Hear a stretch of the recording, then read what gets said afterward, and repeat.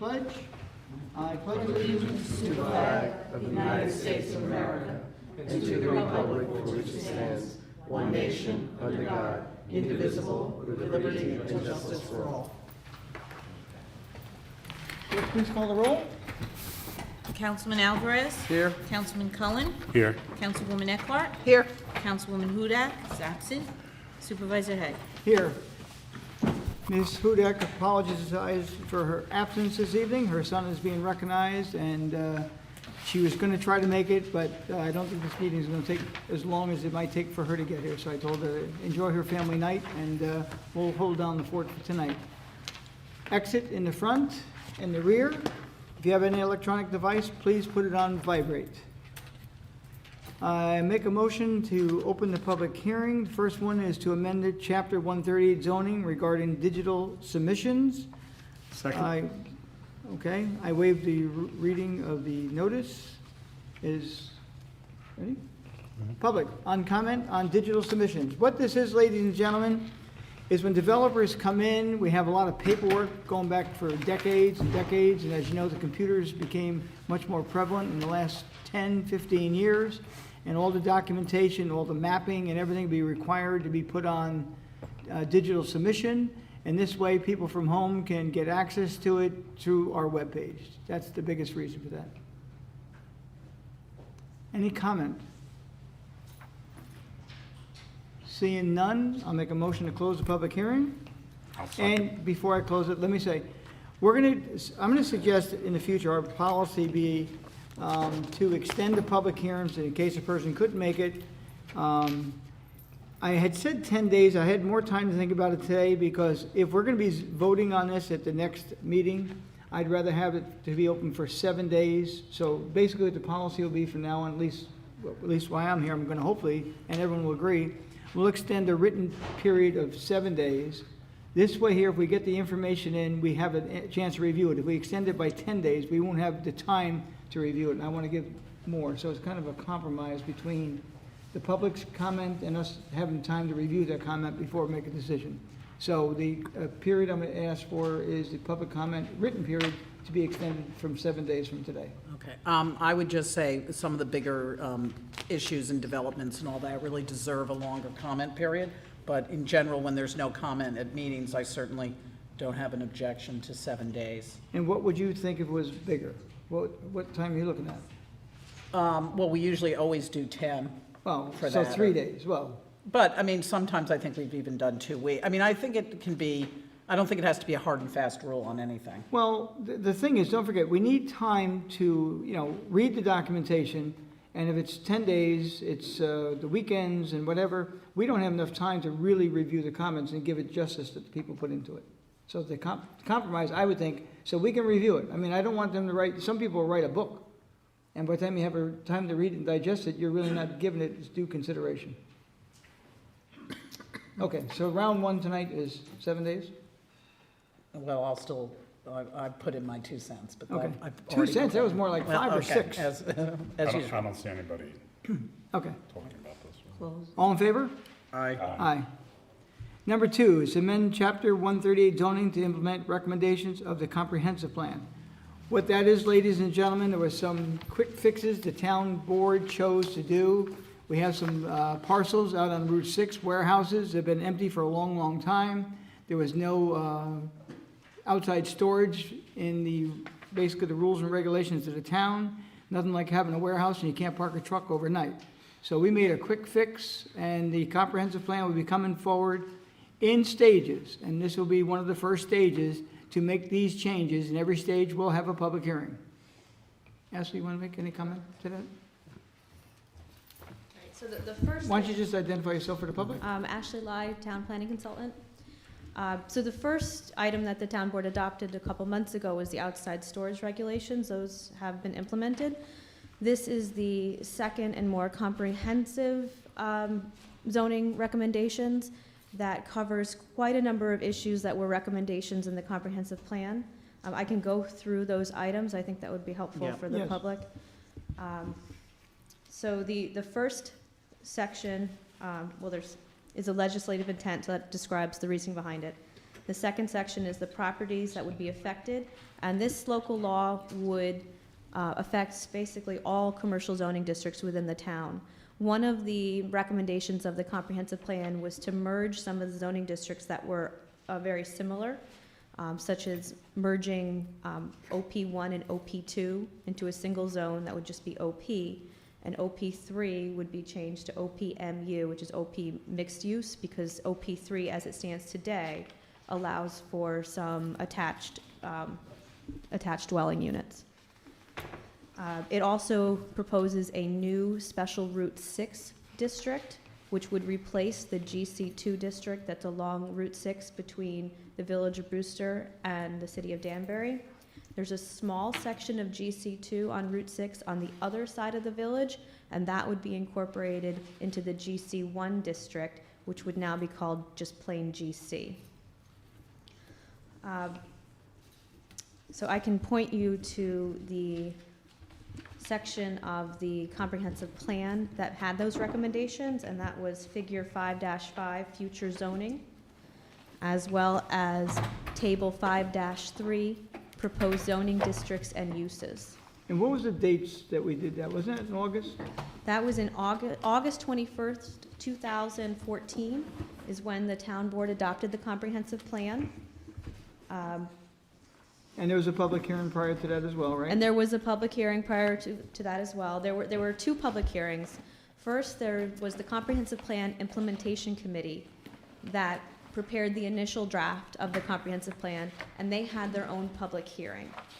They then made a formal recommendation to the town board on that comprehensive plan, and when the town board received it, they made their own additional changes as well as held their own public hearing.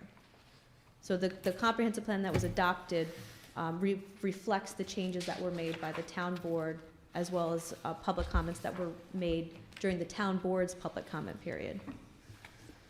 So, and all of the drafts of the comprehensive plan were online throughout the entire process. So Ashley, for example, this now, automobile dealerships is part of this, what we're Yes. talking about. So Yes. people understand, and that would be out on Route 6 going to Danbury, correct? That's correct. So I can continue going through the other.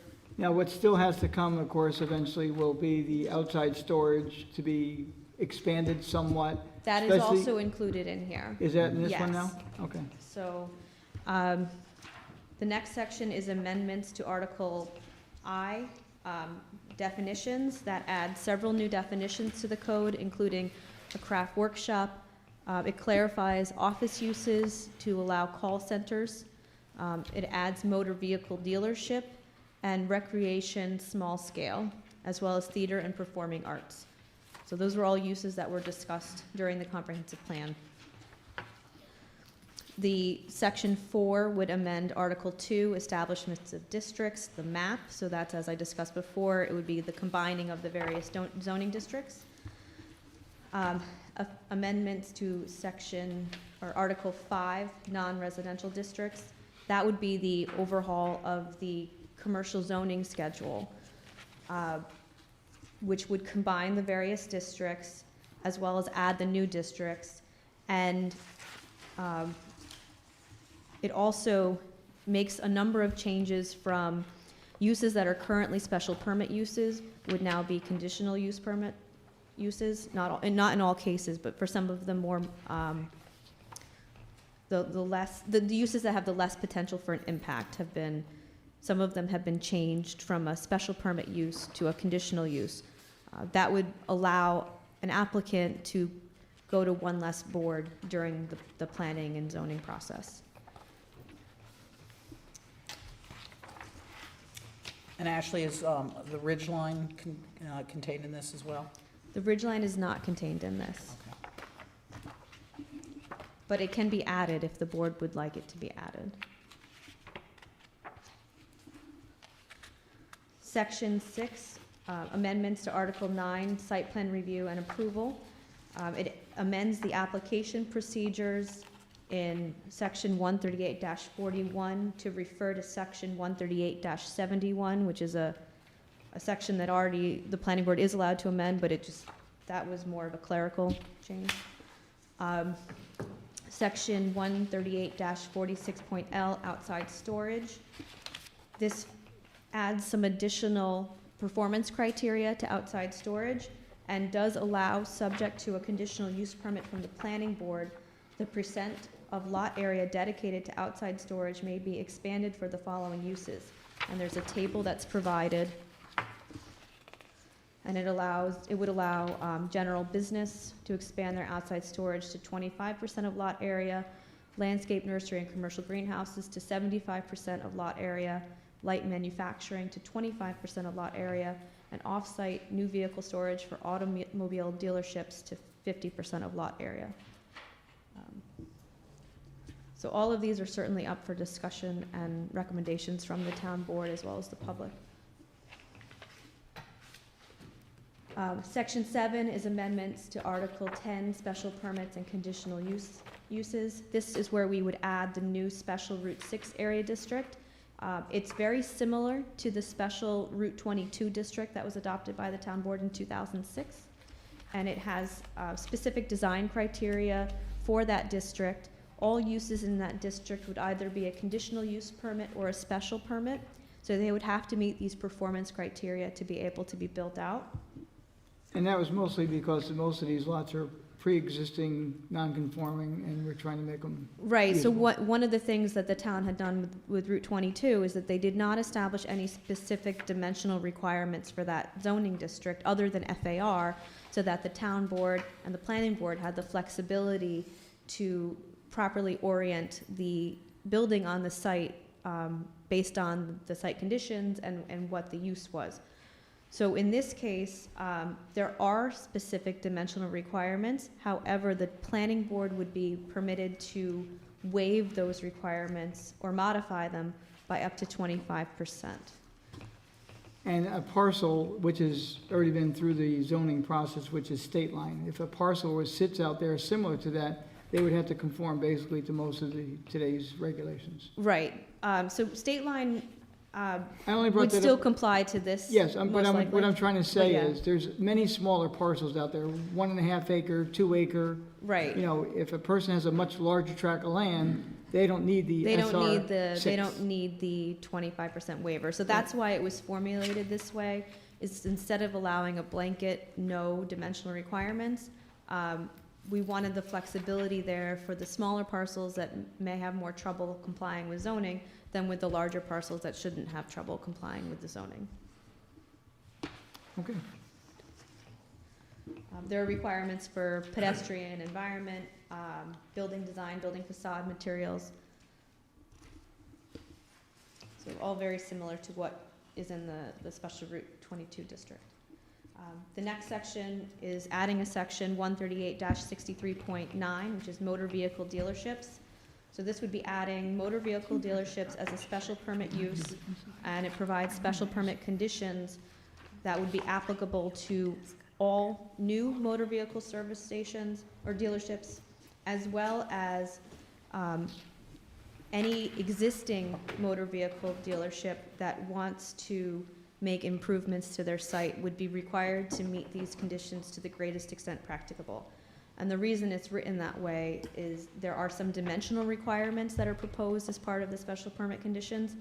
And in some cases, those existing lots may be too small as they stand today to make the necessary visual and other improvements. Not to mention names, but something similar to Brady Standard, Smith Carnes, Brewster Ford, Right. to mention a few, if not all. So I can just quickly say where motor vehicle dealerships are proposed to be allowed as a special permit use is NB, which is where all of the existing dealerships are today.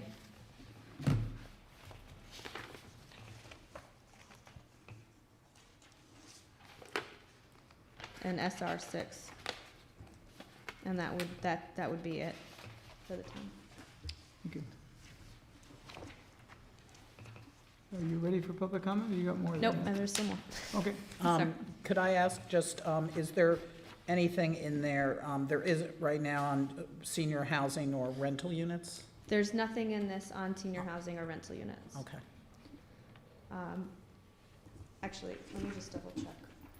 I think senior housing is an existing use Yes, in one of the zoning districts, and that was not changed. changed, So it's allowed. And it was discussed. yes, Yes. it was. Yes, so it's in there as in HC, as a conditional use. Okay. But And- there's no new, there's no new conditions proposed for Right, senior and housing. at the comprehensive plan meetings, we did not discuss rental units, to the best of my, That's correct. correct? It's in there in GC as well, conditional uses. There was a discussion during the comprehensive plan that people wanted senior housing to be located closer to facilities. Right, So that was a discussion Right. that came up. The next section, Section 8, amendments to Article 11, off-street parking and zoning.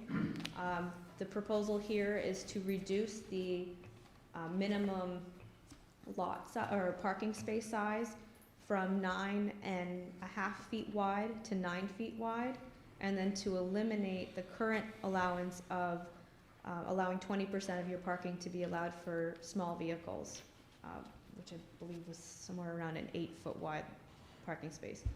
So instead of having 9.5-foot wide parking spaces and 8-foot wide, just allowing everybody to have a 9-foot wide, which is pretty standard today. and Ashley, that would comply with the new facility that was approved? That new facility, there were special permit conditions that were adopted specific Right. for commercial, or for commercial parking lots. Right, And those special permit criteria would still apply to that particular use. It would supersede this. This would be for Right. every other use in the right, town. okay. The next section is amendments to Article 17, outdoor lighting. And one of the things that the planning board has noticed, and that was also in the comprehensive plan, is that there are no real caps on outdoor lighting and in terms of foot candles. So this section promotes a greater compliance with the dark sky regulations, as well as puts a cap on the maximum foot candles. So that is the overview. What I passed out this evening for the town board is a draft EAF. So you can take that home with you and get back to me with any comments or questions that you may have on that before it gets finalized. Ashley, I didn't get that. I'll let you look at it now. You You get- got another There copy. should be in it. There's an extra. There might be one down Yeah, there. I can Oh, make, that's, Well, that would be for Liz. I can make copies for Liz. Okay. So, okay. Ashley, do you want this back, ma'am? That's okay. Oh, I okay. have it digitally. You have plenty. All right. Okay, public comment at this time, please.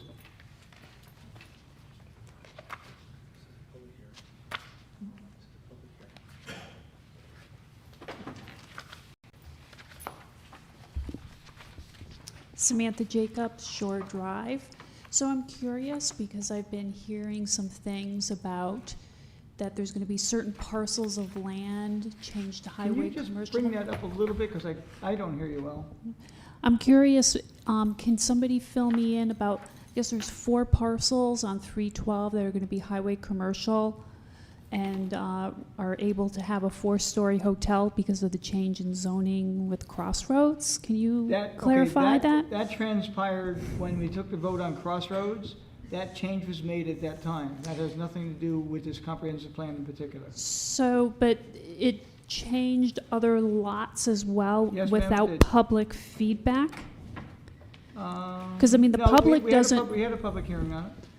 so, because basically when we were at the comprehensive plan, I mean, nobody mentioned that all these plots of land were going to be changed for a hotel. So that's, During the comprehensive plan, the Crossroads project, which was already in the stages for numerous years, that particular section of 312 was left off because of the pre-existing plans that were put forward. Okay? Then, when Crossroads came in, they asked for the change to HC1 to allow basically a hotel in each zone, which I didn't agree with, but Right, it right. passed. So the bottom line is, we held a public hearing. and identified what they requested, and it was all done. So I just want to understand, sorry. So basically, when supposedly the 3 town board members voted it through, even if the public didn't want more hotels, there's always now going to be that potential. Because that zoning changed without that like comprehensive input from the public. I think what you're getting at, and I think I'm right on this, is that when we did the comprehensive plan, we purposely left off the crossroads, which everyone knew was going to Right. be left off. However, no one anticipated that all these zones would be changed. Is that so Correct. that there wasn't proper Correct. input? Because in the- I mean, okay. when I was out talking in the public, everybody was like, oh, well, that's just going to be Crossroads. Whatever happens to Crossroads, nothing else is going to be affected. And now there's been this chain reaction. And I'm really curious if the public realize now it's changed. It hasn't changed our comprehensive plan, but it's changed the zoning in the town. So now we have this potential of having 4-story buildings. I mean, it seems quite powerful of an impact on our little town. So you've answered my question. That's perfect. And Lynn, I thought when we were going through the comprehensive plan, people were not in favor of the car dealership because we had that little survey thing. Yeah, the survey, to be fair about this, the survey wasn't answered by a vast number of people. However, Right. there were more people, I think that is correct, that the small percentage of people that answered did not. I think that's correct, that's accurate. Whether Okay. we can say it was a fair cross-section, I mean, I might Okay. agree with you, but whether Okay. we can say it was a fair Okay. cross-section, Okay. we really can't. But I understand your point on having other, when they were discussed in the comprehensive plan and they were supposed to remain HC as comprehensive, just as is in the comprehensive plan, that it can be problematic now that they Okay. will have something else, because that was not discussed. Okay, and can you answer one more question for me, Lynn? So Crossroads, has that also then changed our ridgeline in this, I don't want to say master plan, but the overall In the planning? comprehensive plan, Ashley can probably answer that better than me. Not as yet, but there was talk of a permitting plan for the ridgeline, but. So the comprehensive plan recommended creating a ridgeline protection permit that would be administered similar to a wetland permit. That aspect of the comprehensive plan has not been moved forward at this moment in time.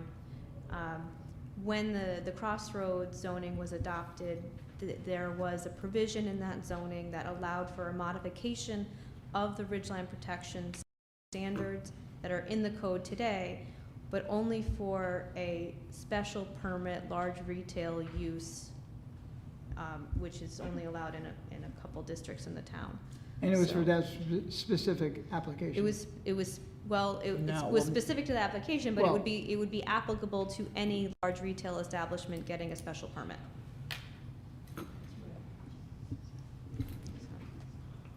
So any of the other HC zones now, it would, Any of the other HC zones where there is a special permit for a large retail, yes, but not necessarily any HC. Just, it would have to be a specific application for large retail. and we do have another HC zone, I believe, that does have a ridgeline, is that correct? Am I wrong? I might be wrong about that, but I thought at the end of 684, I'm not positive, as I said, that I'm Well, right it would about be, that. the Highland site is definitely in the ridgeline, and that's HC. Right. I don't believe that there's any ridge lines in the Route 22 area, which is where there's also some HC.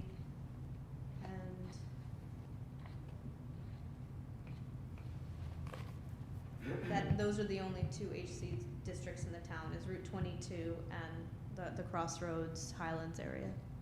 Okay. There's no ridge lines in Route 22. Okay, and I do understand the confusion of, I mean, it is confusing, I think, for a lot of people and for me too, so, thank you. Next public speaker, please.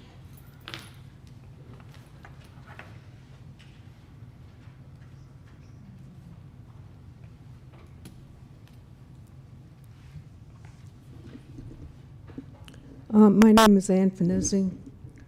I have the beginnings of a rather lengthy statement, and that will be written. I completely challenge the legislative intent. The comprehensive plan, the parameters, the original purpose was to revise a small portion of the master plan. It was not to update the comprehensive plan at all. I stood there and I stood at the planning board. It was to exclusively deal with issues arising from certain sections of the GC code that extended into Connecticut and applied to Route 6. The revision was an outgrowth of business people chafing under the limitations of that particular code. And we had vast numbers of people, business people, attending many meetings, especially the outdoor storage. There was some discussion about upgrading properties, such as the motel, signs, etc. Business people attended, as I did, and as several members of this community did. There were many meetings centering on this particular location only, not as the legislative intent misrepresents. There was no indication, and I have looked to 2013, 2014 to find statements from neither this board, myself, or other members of the community that said, for example, that a common theme emerged through the visioning sessions for the comprehensive plan as the public discussed the types of uses that should be allowed in the town's commercial corridors. No such animal ever took place. And I attended most of those meetings, as did many members, several members of the community.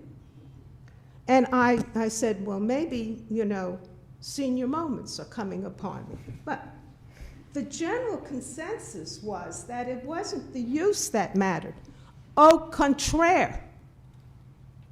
There was one person and one person only who time after time after time at that meeting who insisted that motor vehicles be part of that code. And that was the chairman of that committee, with whom we have now filed an ethics code. And we want to know what is the determination of that. He was the only one who brought it up. No one else did. As a matter of fact, when it came to discussion, we all said we didn't want it anymore. We supported the previous code and the intent of the previous code to limit motor vehicles. But that gentleman insisted over and over and over again, to the point that it is now included. And I'm very disappointed in the planner, because did you write this? Did you write this legislative? You wrote it. Okay, good. Let me see. That it wasn't the use that mattered as much as what it looked like. Well, we had what it looked like as one of the factors, no doubt about it, when we discussed the Route 6 corridor leading to Connecticut and leading to the village of Brewster, because we did not want gateway, and I still consider it a gateway because it's a gateway to the village. And that there not be a glut occurring. As such, the comprehensive plan update recommended that the town seek to retain and enhance existing commercial development within the town by legalizing existing uses and so forth and so on. So that when I picked up, and again, I want to thank Michelle, when I picked up this, it was shocking to me, because I saw various zones and the uses that those various zones were permitted. There practically isn't one zone that will not have a hotel or motel attached to it. And under a conditional use. Now, who grants the conditional use? Not the town board. The town board only grants the special permit. The conditional use goes to the planning board. And again, I'm looking to that gentleman. So we now have the collapse of OPs to OPMUs. Now, I'm going to bet you dollars to donuts that when Mr. Lepler comes here, we're going to have another code coming in. Is it going to be OPMU? At what comprehensive meeting? At what comprehensive meeting, either on a Saturday or after Thursday or Friday, whenever it was, because I almost attended every single one of them, was OP-MU even discussed? We didn't discuss it because we were not discussing the zones for the various towns. This was supposed to be simply a master plan revision to accommodate, well, maybe justified concerns from the business people of Route 6.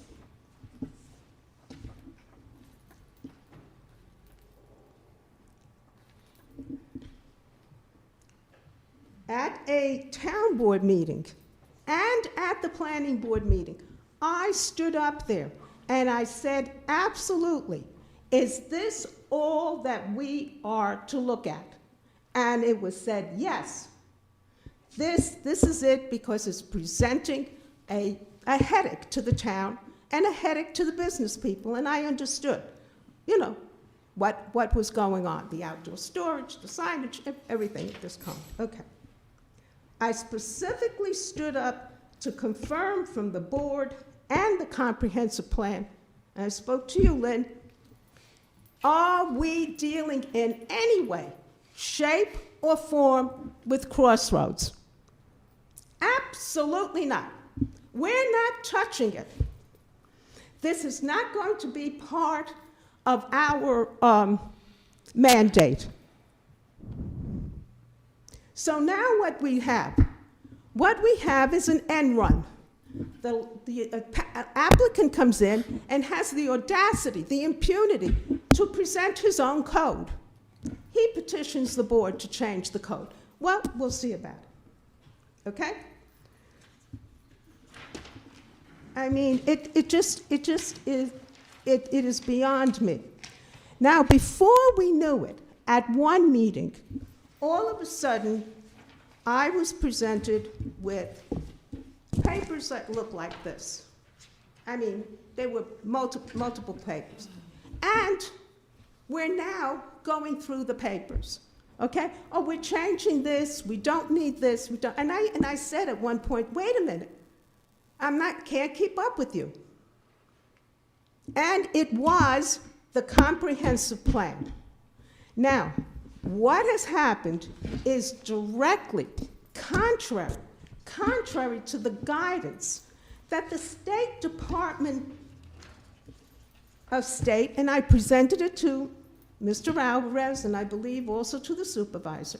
It's called Zoning and Comprehensive Plan.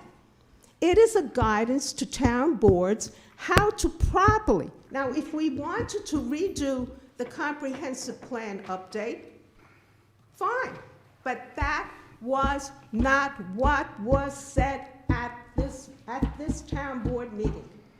It was to be limited, it was to be exclusive, and that's why we had meetings, sure, a lot of them, 6 or 7. But if we had had an actual comprehensive meeting, look at all the things Miss Ashley Lay, who is the town planner, went through just tonight. And I'm trying to absorb what she said. Now, I have the tape, and I am buying on my own dime every single tape that I can get out of every meeting on which the comprehensive plan was discussed. And I want to tell you, there better be what has been said here. Because I was there. Did I attend every meeting in here of the town board? No, because unfortunately, there were other things going on, okay? All right. Now, I also got up and I made reference to the fact that we didn't have enough time, that we really needed more time. And I wrote a letter, and I have the letter, where I criticized the process of the comprehensive plan, the whole process. First of all, there was not one resident on that committee. It was all public officials, and one member of the Chamber Board. Number two, there were times in which people didn't even attend the meetings. I attended, but I counted because I used to keep my little attendance book. You know, I'm still a teacher. Okay, I can't help it. Okay? Now, the planner. Now, when we went off reservation, she should have said, look, we are now broadening up our task, but this should have come from the town board. All right? We're going away from Route 6 and whatever, and so forth and so on. But now we have a ridge line that's compromised. We have a height that's compromised. We have a process that leaves a great deal to be desired because residents were not part of that process. We were not participants. We were spectators. Now, you may say, oh, well, there were about 19 or 20 people that answered the comprehensive planning survey. Well, these good people, fine. They're the one, it's like a vote, you know? Well, 50 people came. Well, 50 people, they're the ones that were either interested or anything. If you look at that comprehensive planning survey, there practically isn't one that says, it's quite all right to have another motor vehicle dealership there. Quite all right. There isn't. And they say a great deal. They say a great deal. And we need to review that survey. So what I am saying,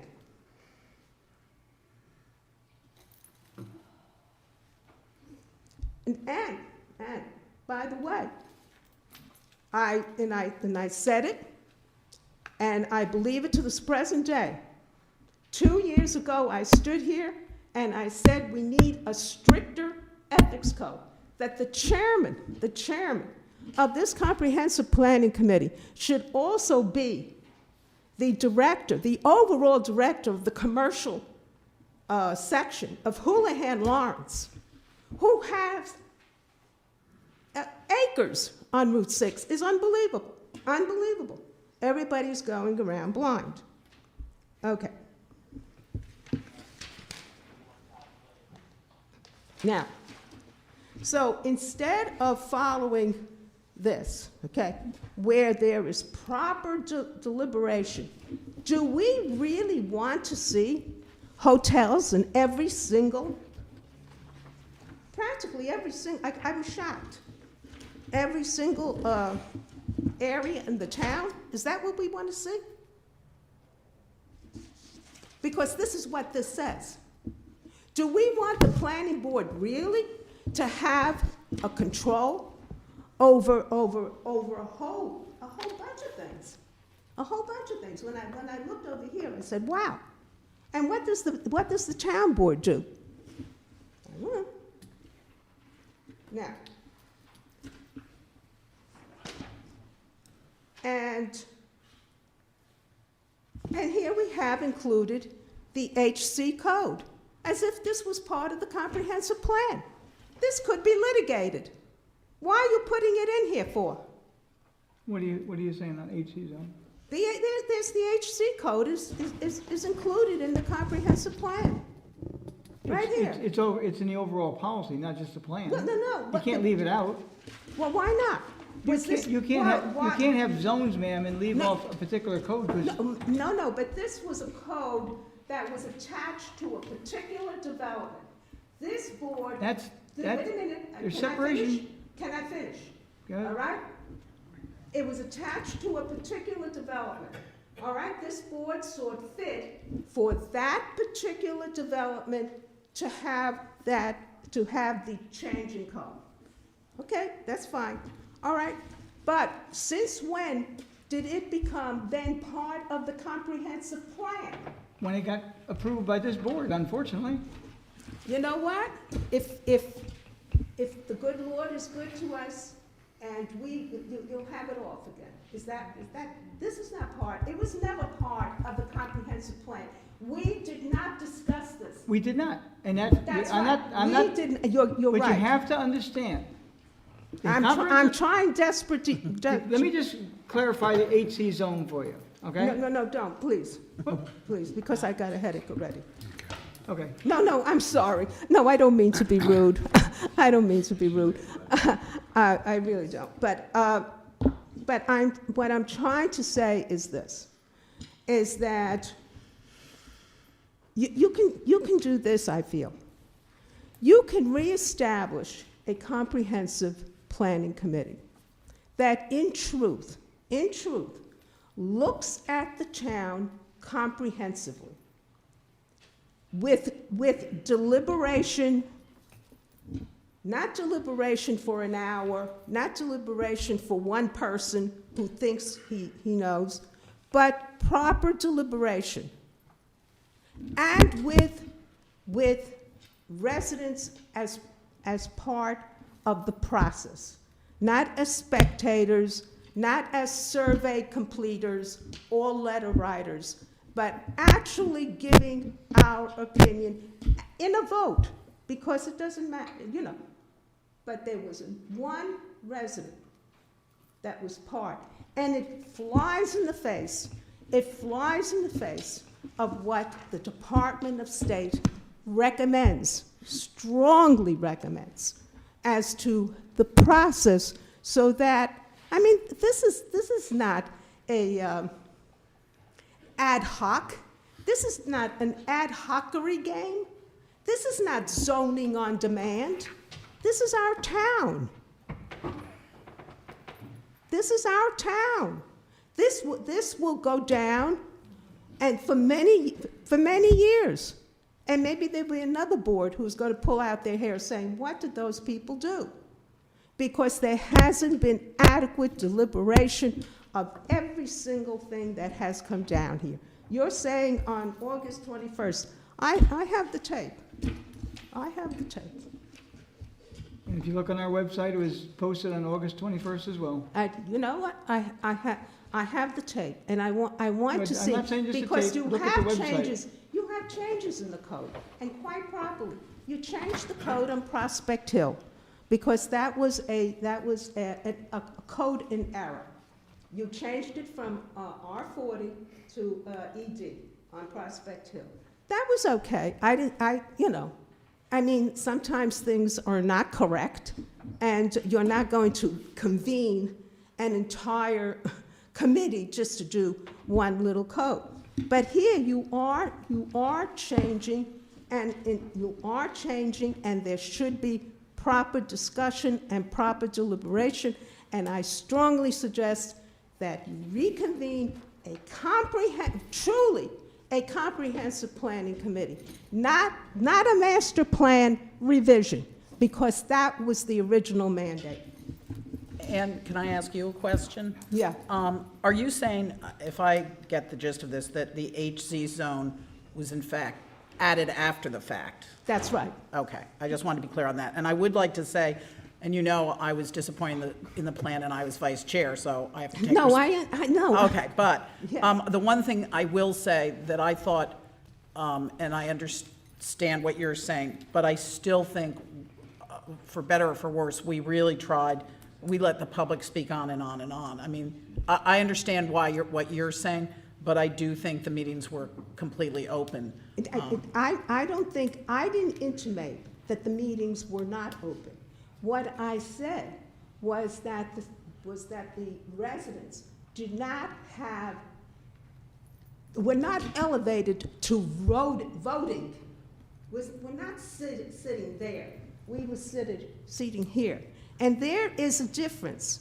There is a difference. If you have 3 members of public officials and 2 members of residents or whatever and so forth and so on. As a matter of fact, I wasn't the only one who said it.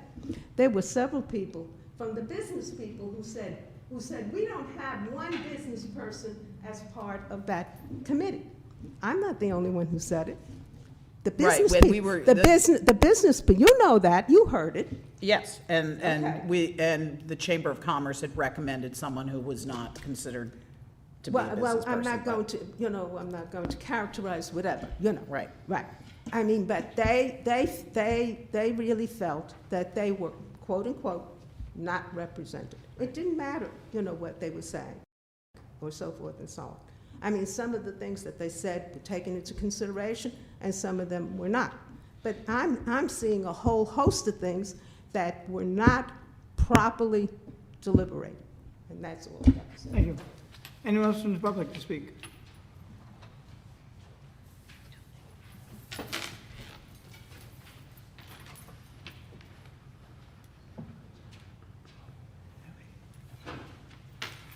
Hi, I'm John Lord, a resident.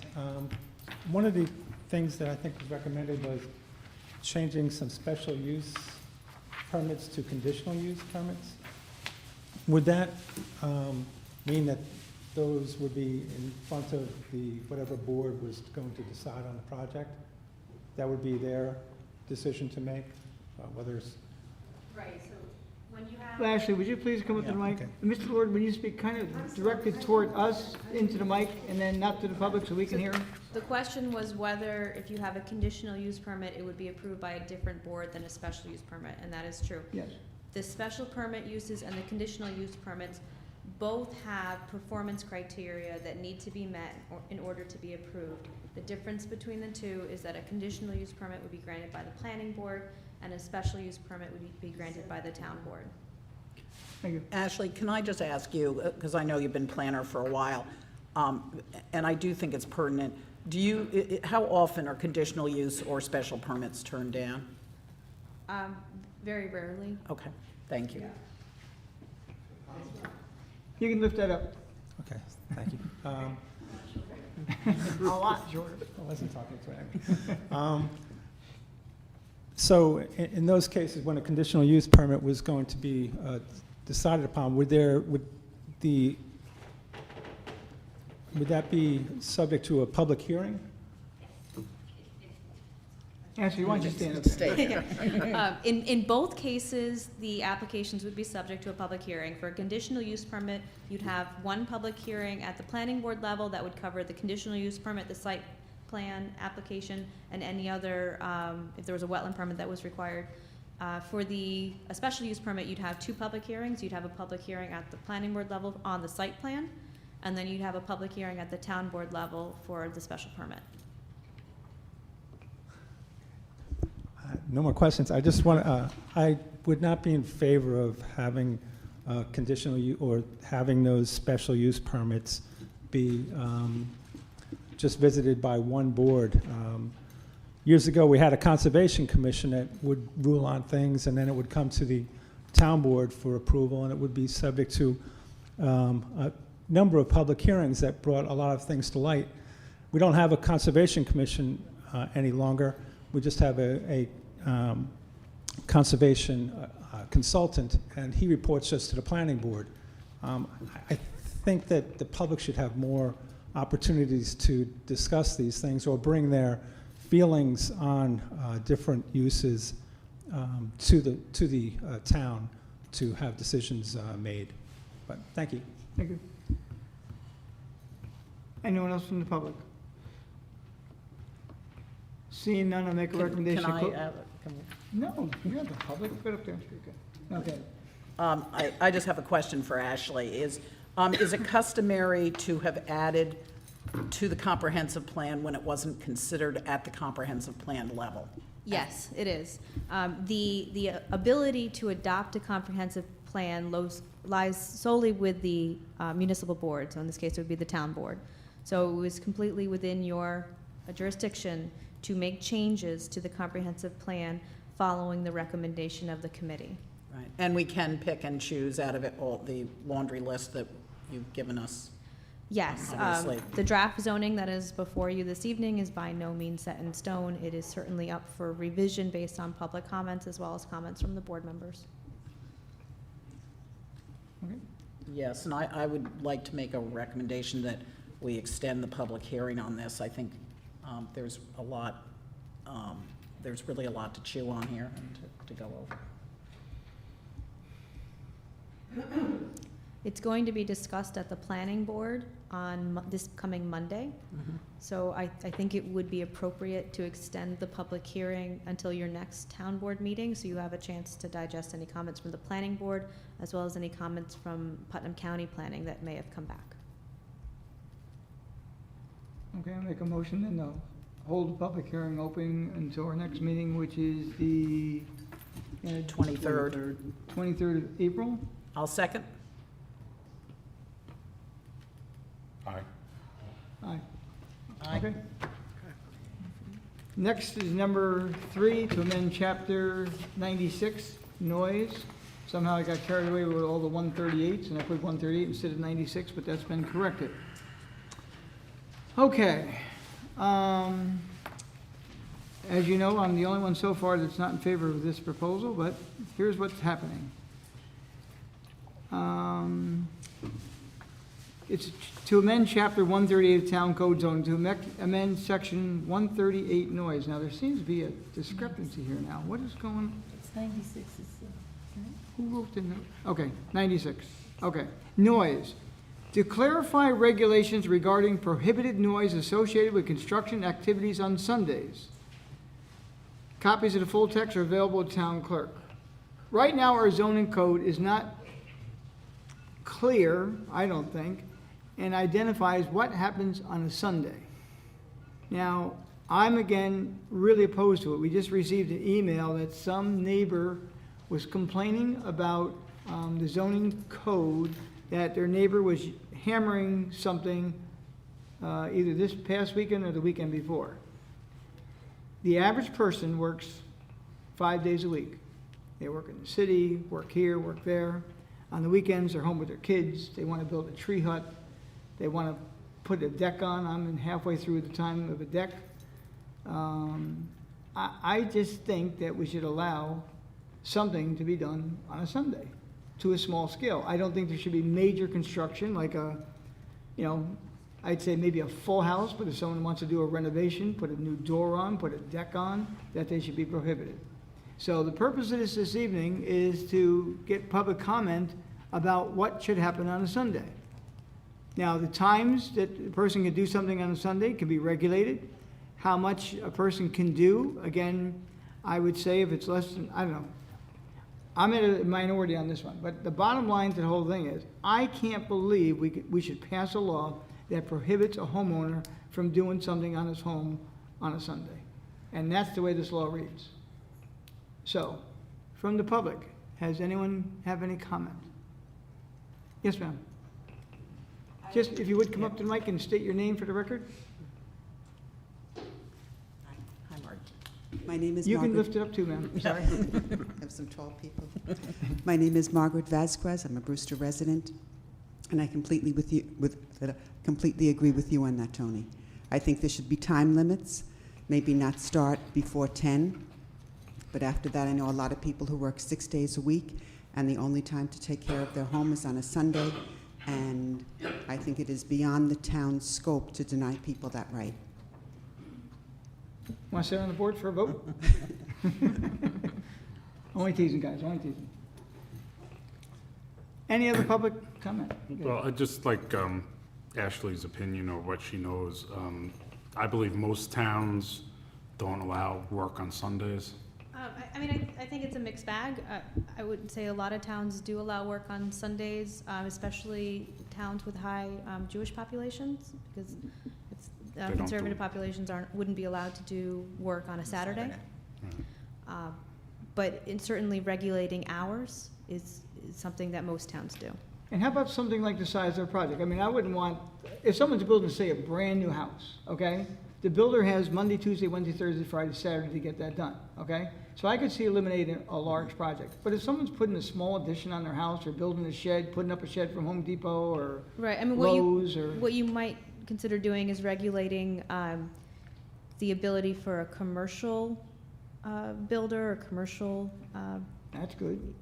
landscaper to do work on a Saturday or Sunday, but for the actual homeowner to be able to do the work on a Saturday or Sunday. Could you possibly draw us up something that will allow a homeowner to do something? Sure. I don't know if the board's really opposed to that as much, but if you could draw something up to that, eliminate the word commercial.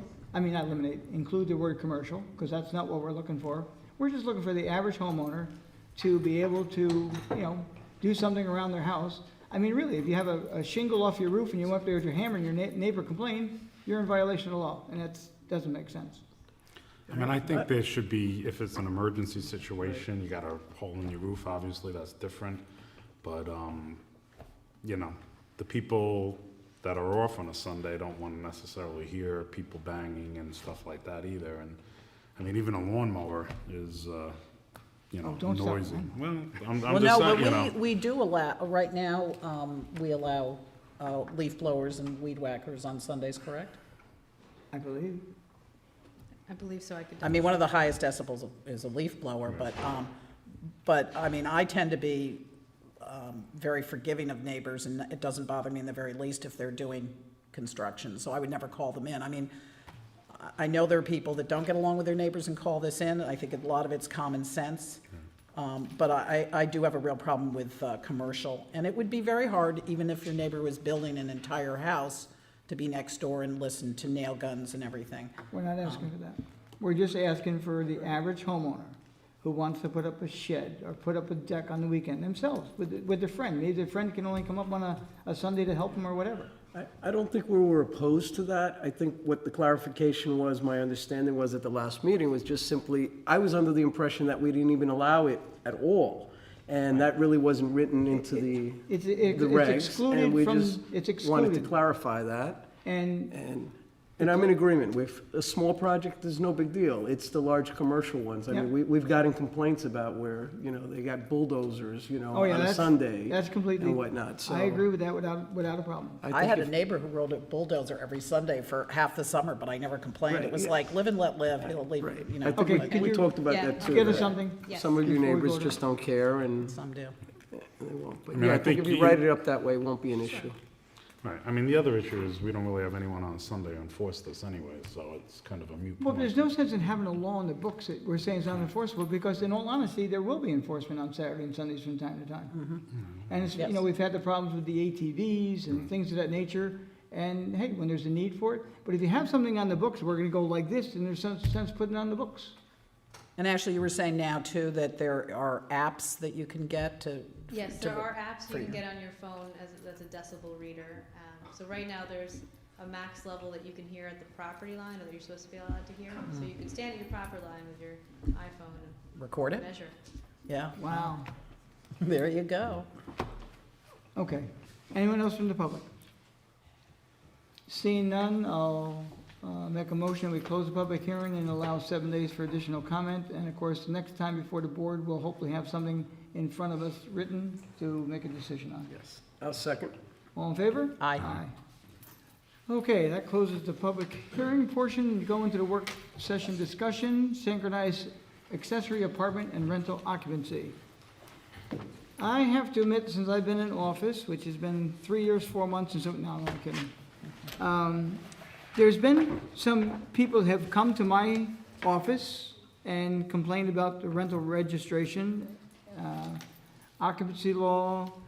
We've had people recently come, and I've been made aware of some problems, and it was kind of on the back burner, and in the past, I'd say month or so, I've had 2 more people come to my door and asked me to take this into consideration. So I took it from the back burner and brought it to the front burner. So what we have basically is a rental registration law and an accessory apartment law. And I always had a tough time understanding each one. And why? Because it was really confusing. But unfortunately, this week, I finally got it straightened out. And here's what it is. An accessory apartment. In the old days, I guess that's when I was born, but anyway, the old days, way back when people first came up here into Putnam County, they built a home, and on the weekends, they go back down to the city, and they come back up. And then eventually, you know, they built a house, piecemeal here, piecemeal there.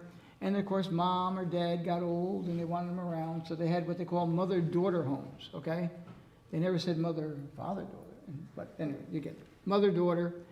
Of course, after the mother might have passed away, Uncle John needed a place to stay, so Uncle John moved in. And Uncle John was kind of old, and after he passed on, they had a place to rent. So everyone started renting out their apartment to someone in need of a home. So that's how the accessory apartment came into existence. It started off as a mother-daughter, and it came to the point now where people rent. It didn't go anywhere for a long, long time until they passed this particular law, which I thought was a good thing. The only thing is they had to make them legal. And how did they do that? They had to go to the Department of Health and prove that the fact that you have X number of people living in a house, they could tell if their septic is viable for it, they have enough water. So they were being regulated. And as you know, probably 20-something years ago, there was another influx of people into the town, and we got into more overcrowding issues and things of that nature. So the rental registration is more geared toward apartment houses, okay? Anything more than 2 units, because an accessory apartment, you only can have one accessory apartment on a property, okay? Some rich people have a house and they have one for the caretaker, okay? So that would be considered an accessory apartment. If you have an apartment house, then you would have our condominium sometimes or whatever. So the bottom line to this here, the way I think we can solve this. Now, I only found out this week that the people who have what they call an accessory apartment are actually charged twice. And I really found that quite confusing. Why would we charge a person twice? If you go to the town for an accessory apartment and you jump through all the hoops, they know what the purpose of the accessory apartment is. It's to rent it out. That's what you're doing. However, they are then charged as an accessory apartment to go through the paperwork, and then they have to go through the paperwork of rental registration. So what I'm trying to do to help those out is to create, we're going to still have the same law. Actually, one was a 2-year law and one was a 3-year law. So even though a person had to have an accessory apartment registration, which was, don't hold me to it, it's either 2 or 3 years, I get confused which is which. And the other one was 3 years. So it didn't even make sense, they weren't coordinated. So the first thing I started to do was to get this thing coordinated. Why would you have one for 2 years and the same person had to apply for 3 years? It really got crazy. So the first easy fix was to make them both for 3 years, which is what the proposal is going to be. Now, what I did here tonight, I'd like to waive the rules to pass out some additional. Everyone agree? All in favor? Aye. Yes, Okay, let me try to simplify, and this is a pretty easy fix, I believe. If you want to go to the second page, it's 1084, that's the second page. Right now, the law reads, a non-refundable permit application fee shall be paid upon filing an application for a rental occupancy permit. Here's what I propose to change. This says, in accordance with the following schedule and rental dwelling unit per structure. First of all, these numbers should have never been into the law, believe it or not. They should have been in the town's fee schedule, because these aren't accurate anymore. So that is going to get removed, okay? Where you see the 1, okay, that's now going to read, in accordance with the current Town of Southeast fee schedule. So those numbers will now go into our fee schedule, and it's being removed from the law. That's an easy fix.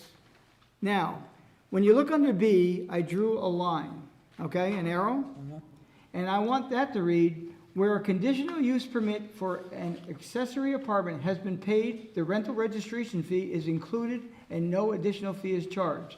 In other words, if you have an accessory apartment, once you jump through all the hoops, met all the Department of Health regulations, you're in. You don't now have to go and pay the second fee to rent it.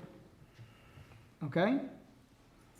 And then C becomes D, and D becomes E. And the last change, of course, is change the term from the 2-year permit fee to a 3-year permit fee. This way, they're both coordinated. People aren't, I almost call it like double jeopardy, but that's maybe a bit of a stretch. But again, if you apply for application for an accessory apartment, you've made application. They know you're gonna rent it. So that's my opinion of it. Could we also, on 108.5, 108.9 smoke detectors, I think we should also add carbon monoxide detectors, because I believe that's a state requirement now, but That's a good change. And Tony, just so the public's clear, there will be an inspection every 3 years, correct?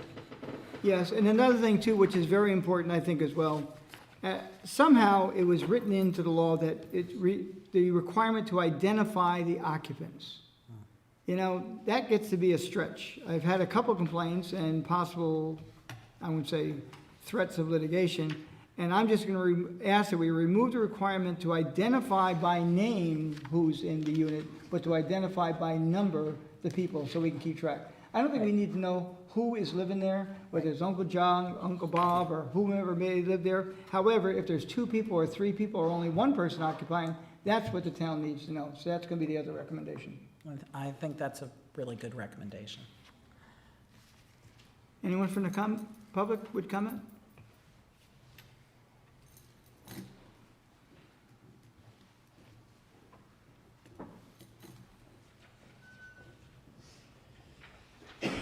Good evening. Thank you, Supervisor, for bringing this to attention. I'm David Hare, a resident, Milltown resident since 1979.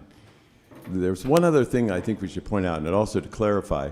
The permit is for a certificate of occupancy on the auxiliary apartment, and the other one is rental registration. Now, in my case, I followed all the regulations, and my certificate of occupancy for this particular auxiliary apartment will come up due in 2016. The actual rental registration is going to come due in August of this year. So when you change the law, will you specify which due date will actually come up? Yes, we're gonna give, when we write it up, when I will do it hopefully with the town attorney, is we're gonna give discretion to the building department when people come in, so these get synchronized, so they meet the same dates. Oh, that would be good. So then it would fall into the certificate of occupancy, which is a longer period, the 3-year period. Yes, Yes. we're all gonna go to 3 years. One's a 2-year right now, like you had pointed out to me earlier, and another one was 3 years, okay? So depending on which one first, a person may be coming in for a 3-year, a 2-year one now, going for 3.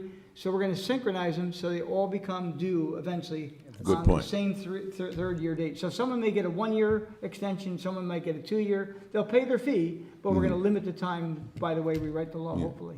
And to answer your question, Bob, currently the carbon monoxide is part of the inspection, and you are required to do that. So every 3 years, you have to have an inspection, you have to have a water test, and then the inspector comes and they see exactly what you have. And in the certificate of occupancy application, you're required to indicate how many people are in the actual dwelling. So that's part of it, but you're not required to identify them. The rental registration wants to know who they are. Now, in some cases, when you go through the process, you may or may not have a tenant. And this happened to me the last time. I had no one to identify because at that time I didn't have a tenant. And so I think you're making sense. What about the fee? Have you decided? The fees will be adjusted accordingly. Well, currently it's $250 for the C of O and $75 for rental registration. Right. So that's $325. So what will? I'll be working on the numbers and present it. We're not making extra money. The only thing is it goes for 3 years. You're gonna pay for 3 years instead of 2 years. But So- we're gonna sync both of them together, so there's no difference between rental registration and accessory apartment. Well, I They're agree very with you identical. totally on that, and I really appreciate your help. But the question is this for revenue, or is this for Actually, co-regulation? we're gonna lose revenue and they'll start beating me up, but that's okay. It's the right thing to do, I believe. Okay, well, that would be good. The other thing I think shouldn't be brought up is what happens. Some people consider this a little bit onerous, and some people don't want to go through the process every 3 years because, and in some cases, the town doesn't notify you that you're up. You're supposed to keep track of that and say, oh, in 3 years, I have to go back down and do this. So I don't know whether you're going to have a more effective way of notifying these people that their term is up. We have a new system being installed currently in the town, and it's a really, really good system. Would you not agree? It's really good. So we will have a better handle. You can just take a report and it'll identify. We're doing it for alarm inspections, all the inspections. Actually, now when they go out into the field, the building inspector will have a little tablet, okay? And when he comes to your home, he can write up the report, just push the buttons what he wants. When he gets back, he plugs it into his computer and it's gonna spit out the whole thing, so it's gonna save us a lot of time. And it's much more efficient because computers are keeping track, not humans. All right. I think what you're doing is an excellent move, but because what happens is many people don't declare their apartments. And so you have more illegal apartments in the town than you might suspect. That's still gonna happen. This is not gonna cure that. So until they get caught, they're gonna get away with it, but we can't cure that with what we're doing. Well, but you are curing it to the degree that you're making more simple and easier to follow the regulations and less onerous. And I would suggest humbly that if you went from 3 years to 4 years, that would make it even more attractive, but you know, that doesn't seem to be in the cards. Now, But- that's more difficult, only because of the fact, people have to pay out of pocket more, then they want the rates reduced. I mean, we have to have a fairness. It does take time, effort, money to go out and inspect and do everything. The ones with larger units, someone has, I think, 16 apartments somewhere, maybe 14 or whatever, and he thinks we're charging too much, but it's the same amount of paperwork for each unit. And actually, they get a discount because, you know, they're there already. They don't have to send it out, and sometimes we have to go back. So Well, 4 it- year, I think, would be too much of a stretch. All right, well, That's tough. I won't press the point then. Good thing. But I do want you to know, though, that it is a certain burden for the homeowner or the landowner because you have to have a water test done. And in some cases, if your water doesn't pass, then you have to put in a special water filtration system. And so you definitely have to go through the hoops and all the inspections, which I applaud and I think is a good idea. But the homeowner does bear expense as well to go through this process and, of course, the fee to do the permit. So at this point, you're going to propose the legislation and it'll be voted upon when? Well, the next meeting, I'm gonna put forward the proposal, the proposed changes, so we can see the fees and everything, and hopefully after that one, probably 2 weeks later, get it passed. All right. Well, we have to have a public hearing now, Oh, yeah, that's right. So, so there'll be more, people can give, More people can come I'm in. not gonna put this to a public hearing for the next meeting, because we got a really big agenda for the next meeting. So it'll be the meeting after that. first meeting in May. Yeah, whatever the first meeting in May. Well, thank you for consideration, and I applaud your efforts. Anyone else to the subject matter? Okay. We actually did number 1 and 2 combined there.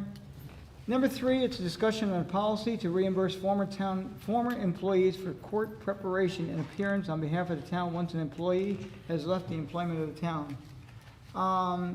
Lawsuits are part of the procedure here, unfortunately, from time to time. We have town board members, we have former building inspectors, zoning enforcement officers that were involved writing tickets, whatever. Sometimes we get sued, sometimes we have one suit going on for 10-plus years. The person probably can't even find Brewster anymore, maybe, I don't know. Ansel, you getting ready to go? Have a good evening. Thank you. And the problem exists that, you know, the person has to come, they have to be deposed, they have to give testimony in court. And I think the fairness of it is that they have to be reimbursed in some way. So I'm going to write up a proposal, and pretty much the person will be paid the hourly rate that they were paid while they were an employee. Now, a town board member, supervisor, whomever, when you look at their, even though they have a salary, it's broken down what it takes per hour.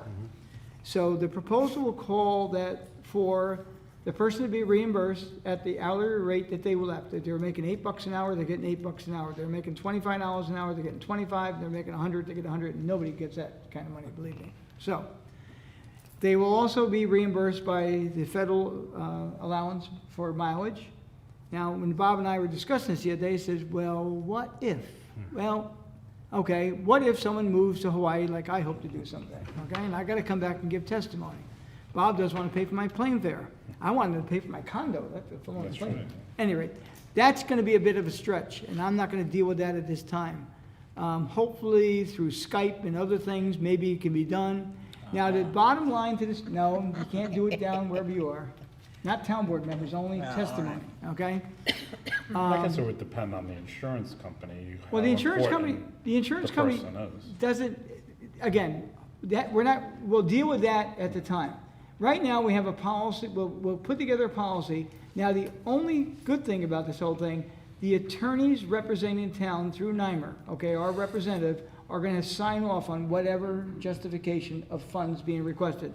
Like the application we had sent to me about 3 weeks ago, asking that this be considered by the town. I said, let us come up with a policy and then we'll deal with it accordingly. And it's a fair thing to do, I believe, okay?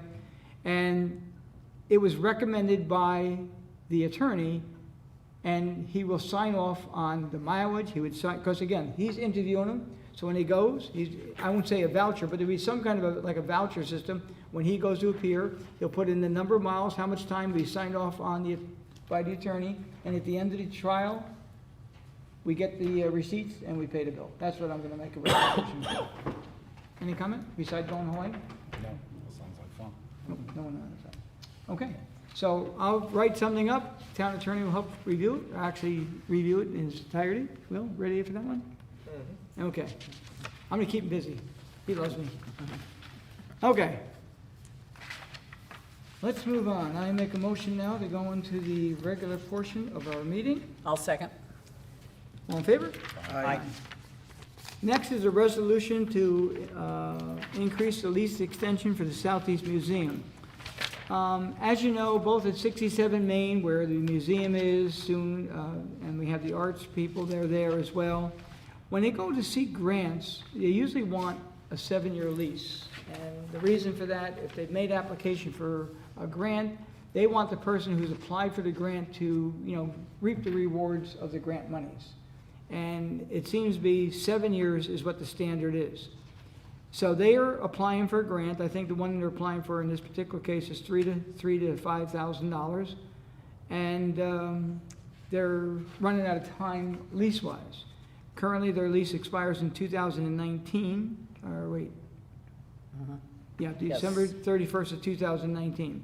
So what I've written here is, let me read it. Whereas, in order for the Southeast Museum to apply and possibly obtain a grant, most grants require the applicant to have a minimum of a 7-year lease, which would allow the applicant time to benefit from any grant improvements made to the premises. Now therefore be resolved that the town board hereby grants a lease extension to the Southeast Museum for an additional 4 years.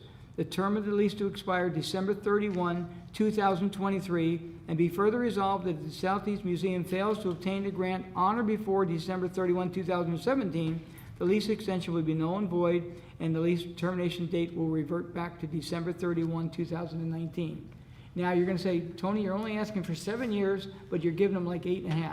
The reason we're doing that is they are applying tomorrow, okay? So in this case, they may or not get it, but it gives them another 1.5 years to get it, because in 3 years from now, they might come back and say, hey, we got this great grant, and we're gonna have to do it again.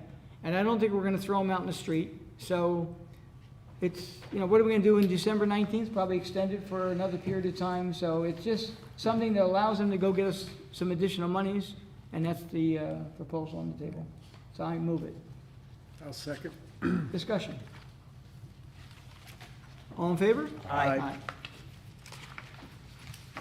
Number 2 is a resolution for Tier 4 home rule request for Maureen Cowan. I'm going to move them both at the same time. And the other one is for Anne Marie Milano. I know you're going to say to me, you did this last month. Yes, we did. What we did, we asked state for a home rule number, basically. You have to do it in 2 steps. You send it to the state, they identify it by a home rule number, and they provided it to us. So with both, we now have home rule for both the Senate and the Assembly. I want to thank both Senator Murphy and Assemblyman Katz for getting this done quite quickly for us. And I would like to move both on behalf of the town board. I'll second it. Discussion. All in favor? Aye. Okay, I'm going to now make a motion to make a request to the town we're going to go now back to the state again for them to prepare a home rule request for Springhouse Estates. As you know, when Springhouse Estates had their water system put in, the new system, that some of the financing from the old plant could not be rolled over into the new plant because of various regulations by the state. It's around $300,000 and change, and what we're requesting is that it'll be for an extended period of time, which will allow us to fund it over a longer period of time. It will help, I won't say reduce their costs, because as you know, it's around $3,200 a year that they're currently paying, but it will help them to, get one lump sum and extend it for a longer period of time to help reduce their costs. So I make that motion. I'll second it. Discussion. All in favor? Aye. Recognition of the public. Recognition of town board members. We were just going to talk about the fireworks briefly. This year, they're going to be held in the same location on Independence Way over by the Worcester Highlands, DeChico's, Home Depot, however you want to refer to it. It'll be July 3rd this year as opposed to on the 4th. So it'll be July 3rd, and the fireworks show should commence around 9:30. Once again, we're asking the residents to donate some money if at all possible. It's privately funded, simply through donations, so if you'd like to send a check to the town, just send it to the town address, 1360 Route 22, of course, and make it out to Southeast Fireworks. We also have a Gmail account. Bob, I'll ask you to help me with that one because I always seem to get it wrong. It's a PayPal account. PayPal, thank you. And it's southeastny@gmail.com. And you could, if you have a PayPal account, you could send $5, $10, whatever. If everyone sent a couple of dollars, it would make it a lot easier for us. And a lot of the businesses have been very generous, Yes, correct? they really have. Anyone else? And just to add, July 3rd is a Friday. It's actually the legal holiday because the 4th is a Saturday. So it's the start of a 3-day weekend. So we figured it'd be better. And apparently Putnam County is not having their fair, right? Right, at the moment, they say there are no plans to have the fair. They might consider opening up the grounds for maybe, like I heard, a petting zoo, or quite possibly have some type, the restaurant there is open by then and whatnot, but more like, just open the lawn, have people come bring their own chairs or blankets and view the fireworks from Tilly Foster. But at the moment, there's no plans to have the fair like they did last year, but that could change. And the, oh no, I was just gonna say, if people park at Tilly Forster, that would alleviate a lot of the traffic concerns of cars. A lot of people are upset because it takes a while to get out of Independence. I think they're Way. considering that that's something that they might do, but it hasn't been official yet. If they're gonna divert traffic to Tilly Foster or not. Okay, much more immediate, after this brutal winter, and it still feels like winter, townwide cleanup, and I'll be harping on this as much as I can, is going to be the weekend of April 25th and 26th. That's Friday and Saturday. I will be downtown in front of... Saturday and Sunday? Yes, Saturday and Sunday, I'm sorry, not Friday and Saturday. Saturday and Sunday, I'll be downtown at 67 Main Street, handing out bags and other supplies that'll be needed from 8 in the morning till noon, or under the Cameo marquee if it's raining. Residents were great last year. I'd like to make an even bigger effort this year. So much was buried under snow that any help anyone can give would be really wonderful. And next on my list is Bob Cullen brought to my attention and made a suggestion that, for those of you who don't know, toll booths have been proposed right now in the real planning stages by the state of Connecticut to be put on the border on I-84. Senator Schumer came out against this, but in regards to I-95. So I did outreach last week to Senator Schumer's office, Senator Gillibrand's office, and Congressman Maloney's office. I've already had great results from Senator Gillibrand's office, so thank you to Susan Spear. She met with the Federal Highway Administration today, and I'm going to read her brief synopsis of the meeting. Obviously, we're very concerned because our secondary roads would suffer more than they already do, because people will do almost anything to avoid a toll. So Susan wrote this afternoon, I spoke at length with the Federal Highway Administration officials earlier today about the Connecticut toll proposal. Connecticut has one of 15 national pilot program studies underway as part of a federal congestion pricing program. The Federal Highway Administration will look very closely at any proposal by Connecticut to see if it meets traffic congestion management criteria. Once Connecticut has developed its proposal, it will go through an environmental review process and a US DOT, Federal Highway Administration review process. Input from local officials will be a strong consideration during those review processes. I made the Federal Highway Administration aware of your concerns, and they will keep me apprised as we go through the process so we can make sure that any Connecticut proposal does not adversely impact New York communities. I did speak with her on the phone. It sounds like this is not going to meet the congestion management criteria, as it will only congest the roads in New York. We'll be keeping on top of this because I know the board thinks this is a really important issue.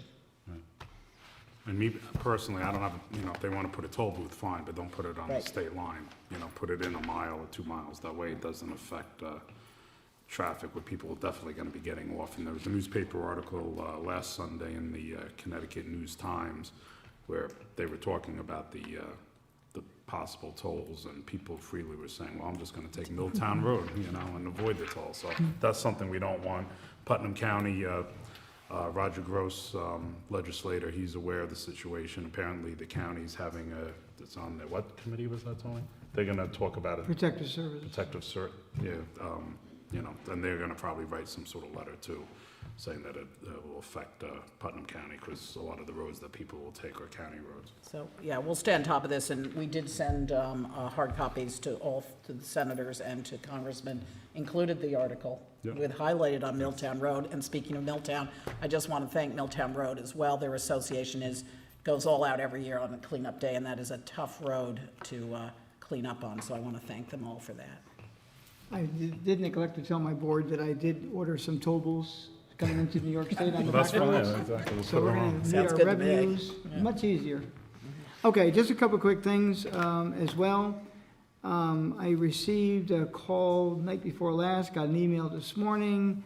I guess Connecticut is proposing possibly 3 casinos, and one is gonna be by Sawmill Road here, right by where they're gonna put the toll booth. Yeah. Now they're gonna be getting around the toll, it would be an absolute mess. So, I'm gonna either ask Lynn or Bob if they can attend that meeting.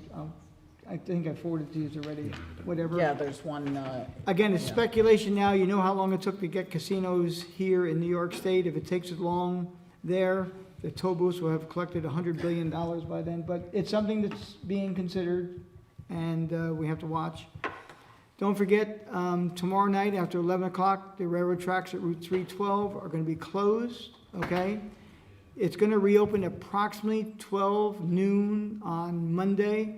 So if you're heading that way, just stay away from, now look, you can use 312, but if you plan to cross the railroad tracks, say you want to go, to Home Depot, or you want to go up into that shopping center, you got to go around. I know Prospect Hill is not going to be an option, but as you heard a couple weeks ago, they're going to be working on that in the next couple of years as well, finally. So again, the railroad tracks, Route 312, the railroad tracks in Dyckman's, you can go right to the railroad tracks, and you got to turn around and come back. If you're coming in the other way, you can go right down and go up Ice Pond Road, but you got to go back. You cannot cross the railroad tracks. I want to let everyone know that there's going to be a controlled burn at the Bog Brook Conservation here in the town of Southeast this coming Monday. Of course, you can't burn, and they're breaking their own rules, but they make the rules so they can break them, because you cannot burn in New York State until now May 16th. Now, the reason they're doing Monday, April 13th, there's only one day a year, believe it or not, they can burn. And someone has calculated the only day that they can do it is that day, because the bog turtles are either still in hibernation, it's dry enough to do it. So if they don't burn, last year it got canceled at the last minute because of the wind, but one day a year they can try to do a controlled burn of the weeds and whatever's going on in the swamp up there. So the DEC has notified all the police agencies, fire departments, everyone's aware. They made us aware today. And if it happens on Monday. And so if you see something burning, if you call the fire department, they're going to be aware of what's going on. It's a controlled burn. And just briefly, if you notice going out on Route 6, going out toward Connecticut, on the left-hand side of the road, a whole bunch of trees have been cut down recently. No, they're not taking them off the wires, which we've asked them to do for the past 4 years at least. They're creating, the New York State DOT is going to have some drainage issues there that they're resolving somehow by cutting those trees down. So there's one right there, there's one by Route 121, and if you go further down by where State Line's going to be, there's another small section of trees cut down. And that's one of the more calls that we're getting, what's going on there. Sometimes we don't know what's going on in our own town because they don't tell us. And believe it or not, the DEP went down to 1 Main Street, asked a question, and they're talking to me. And then about an hour later, I get someone here, they want to speak to the supervisor. So he just talked to me 10 minutes ago, whatever. Anyway, they know, now know. And the weird thing, you know how they found out? The guy went to a local bar to have a drink after work or something, and he heard from someone there what was going on. That's how the DEP found out, because Albany gave the permit, not New York City, and the guy found out in the bar. How do you like that? So maybe I'll start drinking. Okay. And just about trees getting cut too, there was some concern, I guess, it's actually in the village, but near Brewster Honda, and I Yeah. believe that's for Yeah. the bike trail that the county is cutting them. I don't know why they had to cut so many It looks trees. atrocious, Yeah, yeah. but, there's a swath of trees that were cut. Yeah. And that bike trail is going to go all the way eventually. Right now, it's going only as far as Lisi's Towing, behind Lisi's Towing. That's, not Lisi's, I'm sorry, OTB. When you get on 84 by Lisi's, they go up, that's about where it's going to stop. And then the next round will go from Lisi's to the Connecticut border. For this round, though, it goes right to Lisi's. You have to turn around and come back. And again, that's one of the better recreation items we have here in Putnam County. A lot of people use it. And a couple of years from now, it is gonna go right to the Danbury Mall. It's No. gonna end. No, I'm serious. Now, Connecticut, unfortunately, Connecticut has not moved off the dime. I don't know, I think that, I hope so, but, Shopping by bike. okay. Yeah, it's good. Is anyone interested in making a motion? that's, I'll make a motion that we close tonight's meeting. Is there a second? I'll second it. All in favor? Aye. Thank you all for coming this evening.